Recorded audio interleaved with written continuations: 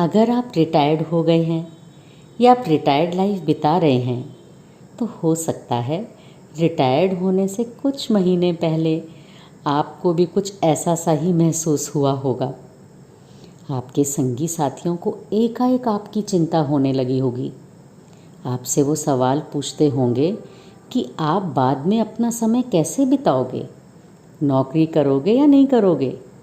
बहुत सारे प्रश्नों की बौछार आप पर भी हुई होगी। मेरे साथ भी ठीक कुछ ऐसा ही हुआ। जब मेरे कुलीग मुझसे पूछते कि रिटायर्ड होकर आप अपना समय कैसे बिताओगी, तब मैं हंसते हुए कहती, भाई आराम करूँगी। अगला सवाल, अरे भाई कितना आराम और कितने दिन आराम करोगी। मैं जवाब देती, जितना मर्जी, कोई रोकने वाला है क्या।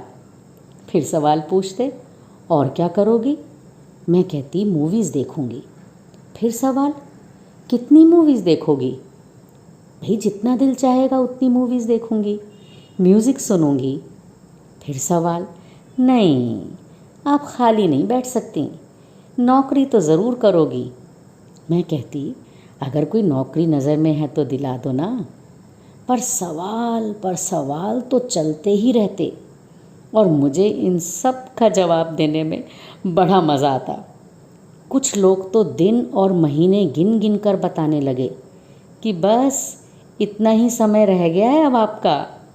मैं हंसती हुई कहती कि आपकी कैलकुलेशन में कुछ गड़बड़ है, इसमें एक दिन और कम कर लो क्योंकि उस दिन छुट्टी है। कुछ कुलीग मुझे निरीह प्राणी यानी पुअर फेलो जैसा समझने लगे।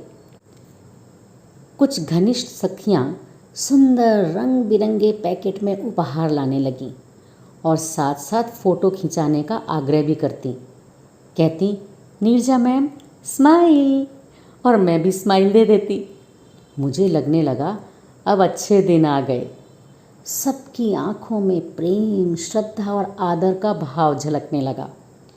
कुछ लोग तो एकदम से मुझे बड़े बूढ़ों की तरह ट्रीट करने लग गए थे। जो भी आ रहा था पाँव ही छुए जा रहा था। और मैं सबको हंसते हुए कहती कि भाई मैं रिटायर्ड नहीं हो रही हूँ, VRS ले रही हूँ। इसके साथ साथ मेरे कुछ हितैषी मित्रों ने मुझे ये भी बताया कि मेरे अंदर कितनी प्रतिभा यानी टैलेंट है और भविष्य में मैं किस फील्ड में क्या क्या कर सकती हूँ। यकीन मानिए, मैं भी एक आज्ञाकारी बच्चे की तरह सबकी बातों को बड़े ध्यान से सुनती। इससे मेरे ज्ञान में बहुत वृद्धि भी हुई। मुझे साथ साथ अपनी हेल्थ पर ध्यान रखने की भी हिदायत दी जाती। मुझे अपने दोस्तों की बातें, उनकी हिदायतें, उनकी सीख बहुत प्यारी लगती। मैं आपको बता नहीं सकती कि मुझे वो समय कितना आनंददायक लगता।